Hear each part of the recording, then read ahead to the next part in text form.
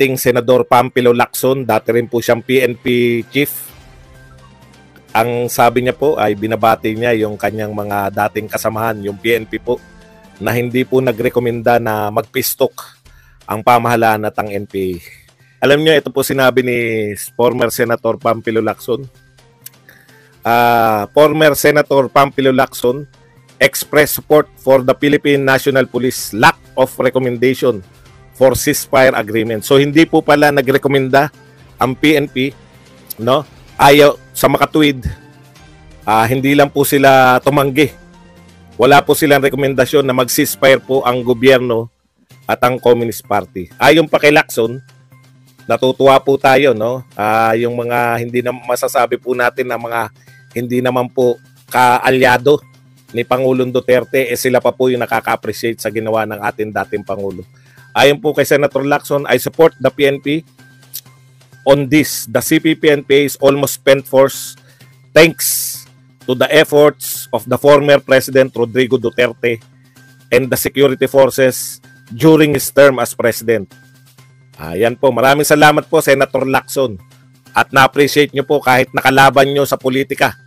No, yung hindi po kayo naging kapartido ni Pangulong Duterte, ay na-appreciate nyo yung tunay na ginawa. Kasi ang dami na po nakalimot kagad eh. Parang wala nang nagawa si Pangulong Duterte. Dagdag pa ni Lacson, the government should not squander. No? Dapat po na ang gobyerno natin ay hindi po sayangin yung gains by giving the red rebels already designated as terrorist group another chance to regroup and reconsolidate their strength to fight and overthrow the duly constituted authority, which was their only agenda in the first place. Ayan po ang pahayag ng dating presidential candidate, dating senador at dating PNP chief. No? Nagpasalamat siya kay Pangulong Duterte dahil sa termino niya halos patapos na tong CPP. Pero ngayon po, binubuhay ang pistok. Alam na po natin yan na ang tanging kagustuhan lang naman po niyan, hindi naman po seryoso yung grupo na yan. Alam na po natin yan dahil kung seryoso sila. Lahat po ng pamahalaan from 1986 hanggang kay Pangulong Duterte nakipagpistok. Wala po na ito. Bilib na bilib po ako sa magsuri lalo na po yung mga vlogger, yung mga tambi vloggers, yung mga vlogger po na sumusuporta kay Pangulong BBM. Bilib na bilib po ako na ibahin naman daw si BBM. Kung hindi po nagtagumpay yung ibang presidente, ibahin naman daw si BBM. Nakakabilib, no? Ibang-iba nga po talaga si BBM. Kasi si BBM lang po yung pinakamaraming sa napakaikling panahon, no? Si BBM lang po sa napakaikling panahon ang napakaraming supporters na lumaban na kay BBM. Hindi niyo po ba napuna? Dati pag matatapos na yung termino, tsaka nagbabaliktaran. Ngayon po, no, yung mga totoong supporter ay yung totoo, yung nakipaglaban talaga na mga supporter ng Uniteam, ang bilis po nagbaliktaran. Ikalawa, ang bilis din po ng sinasabi ni PBBM, ang bilis din po ng pagbabago. Kaya talagang tama yung sinasabi nyo, ibahin namin si BBM.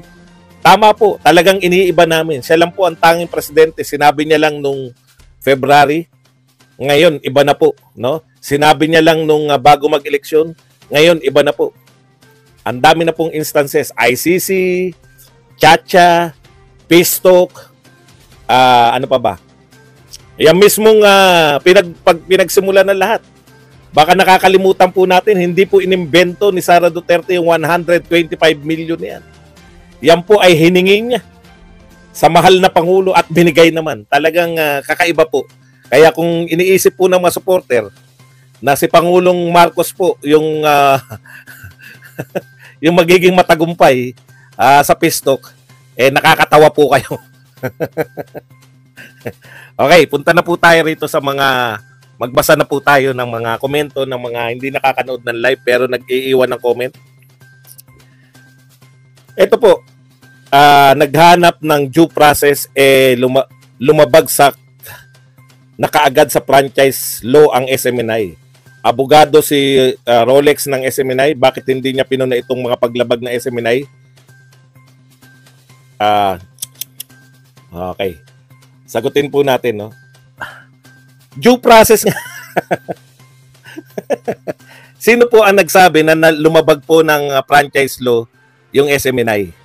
Wala nga pong due process, wala pa pong investigation. Correct ka, Brad, no?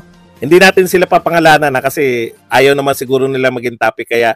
Pero meron po to mga ano po to, actual po to na mga ayan, no? Actual pong mga komento 'yan. Tama ka naman, Brad, no? Na due process talaga yung hinahanap ng SMNI dahil kagyat na sinuspindi yung dalawang programa, tapos sumunod na araw sinuspindi na rin pati yung pati mismo yung SMNI mismo. Kaya due process yung hiningi. Alam mo ba ibig sabihin ng due process? Ano yung due process?